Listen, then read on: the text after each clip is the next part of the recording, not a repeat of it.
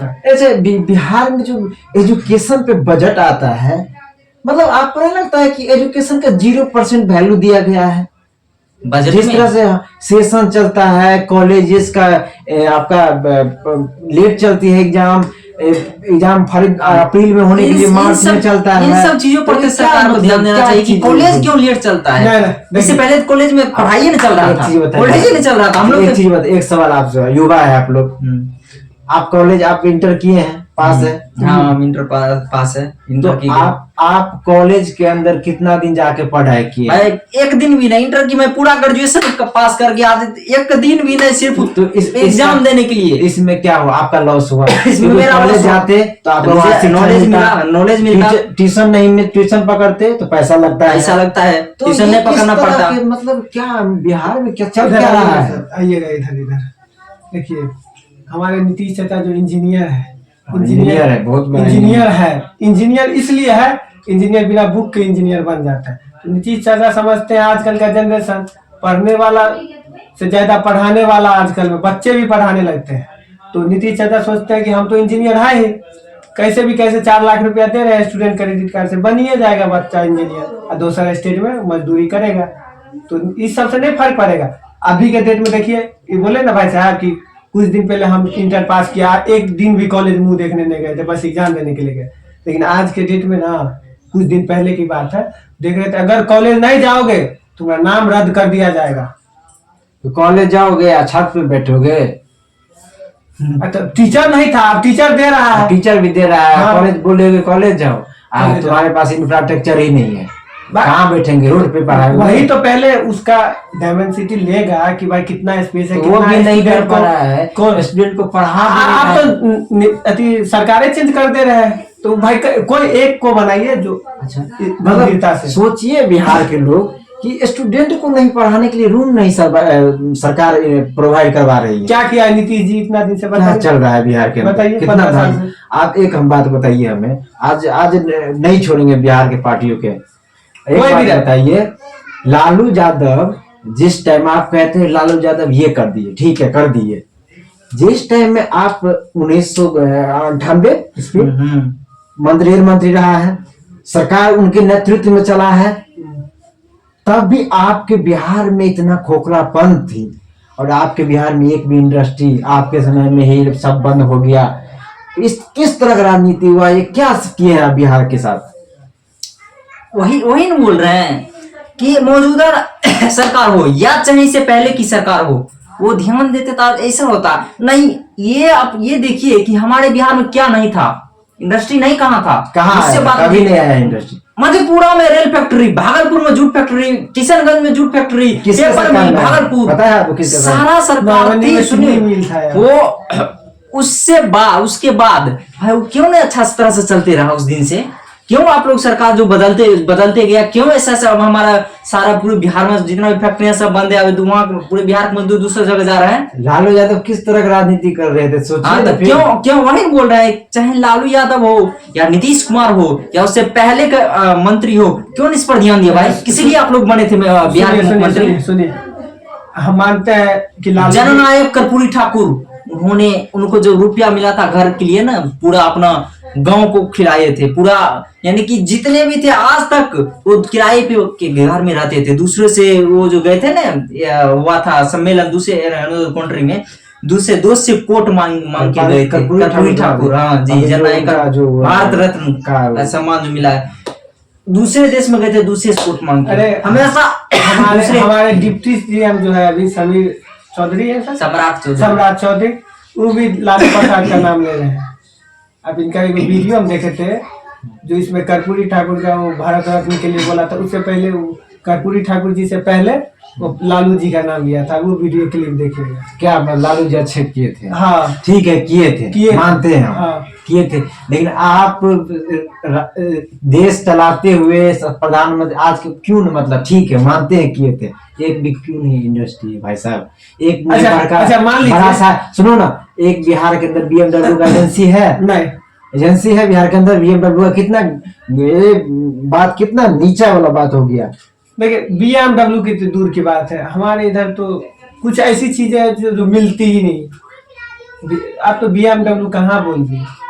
देखिए बिहार में सबसे पहली बार, चलिए मानते हैं कि 15 साल मेरा सरकार है, आरजेडी का था, फिर 15 साल तो आपका भी था ना नीतीश जी। उस समय में तो आप समझदार थे, इंजीनियर पढ़े लिखे। लालू जी तो शायद नहीं पढ़े लिखे थे, लेकिन हाँ 15 साल तो आप भी रहे, आप भी नहीं कुछ किए। अब सिर्फ 17 महीने के लिए आया तेजस्वी, क्या से क्या कर दिया। देखिए कुछ तो रोज, जहाँ 5 लाख बेरोजगारी थी वहां तो भाई कुछ तो कम हुआ, 1 लाख को रोजगार मिला। अपने आप से तो फ्रस्ट्रेट नहीं ना हुए। तो मतलब क्या लगता है कि बिहार की राजनीति में तेजस्वी यादव रेगुलेशन ला रही है? क्या लगता है कि युवा के साथ काम करेगा? क्या लगता है कि अपने पापा से कुछ अलग राजनीति करेंगे? क्या लगता है आपको? देखिए अभी के समय में जितने भी युवा हैं, हमारे युवा नेता सब हैं जो बनने वाले हैं, भाई एक समय में हम भी बनेंगे, आएंगे एक समय आएगा तो तेजस्वी प्रसाद हो, चिराग पासवान हो, इन लोगों को मौका दीजिए। युवा युग है, अभी के समय में युवा युग है, आगे आने वाले देश का भविष्य बनेंगे। भाई हम लोग भी है, हम लोग भी सपोर्ट करेंगे, हम लोग भी देश की जनता के लिए, हक के लिए लड़ेंगे। क्यों ना लड़ेंगे भाई, हर सरकार से लड़ेंगे जो गलत करेगा, गलत नीतियों से चलेगा। जो अच्छा करेगा, हमारे युवा भाई, गरीब भाई जितने भी है उनके लिए तो भाई जरूर खड़ा रहेंगे हम सब। युवा है, देश जागरूक हो, जनता जागरूक हो, देश बढ़ेगा। नेता है, बोला था बिहार को हम क्या से क्या कर देंगे, कहाँ जाके बैठ गए आजकल। देखिए ये जानते हैं, देखिए ये राजनेता जितना बनने के लिए ना फेंकता है ना, अगर उतना कर लेगा ना तो भाई आज बेरोजगारी रहता ही नहीं, आज अनएम्प्लॉयमेंट रहता नहीं, आज भूखे आदमी गरीब रहता ही नहीं। क्या तो कन्हैया कुमार इस बार सांसद बनेगा? कुछ नहीं, कोई नहीं कुछ बनेगा। ऐसा जो हरकत रहा ना कि आप आके मैक पे बोल देते हो बस हो गया अपना, ये सब तो नहीं होता। आप मेहनत करिए तब सब।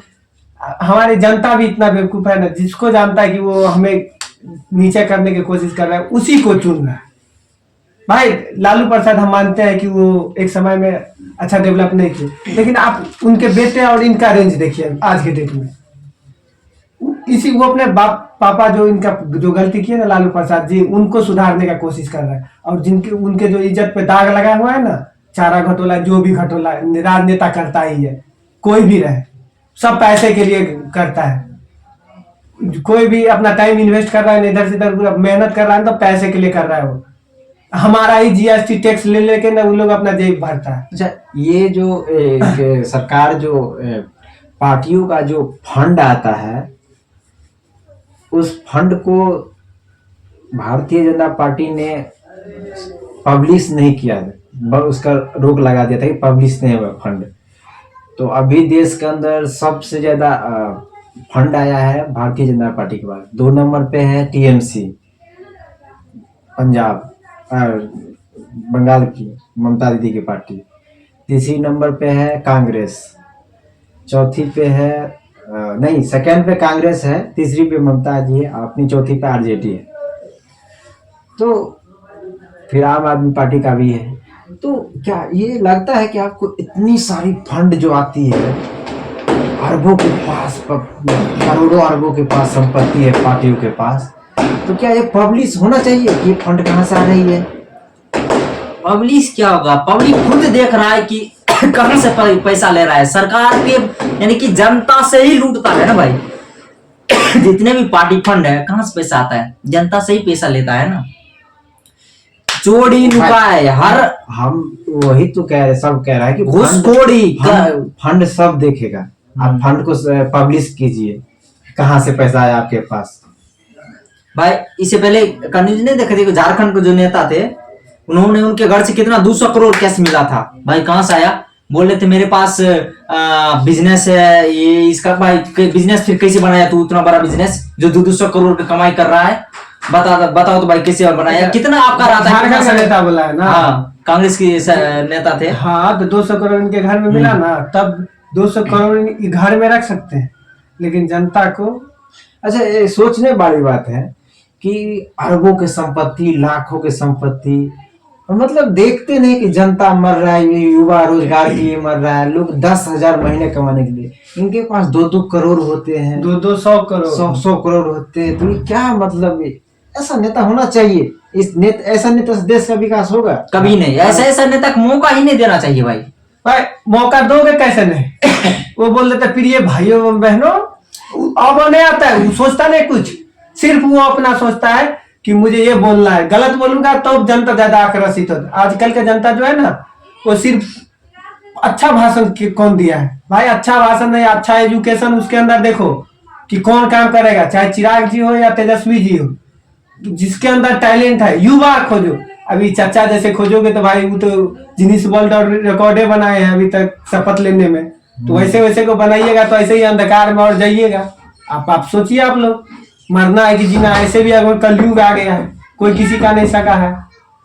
चलिए, तो अब की बार किसकी सरकार बिहार में? अब तो वो जनता पर डिपेंड करता है। चलिए ठीक तो है। इसी के साथ आज की चर्चा और बहस में आप सभी का धन्यवाद। चैनल को सब्सक्राइब कीजिए।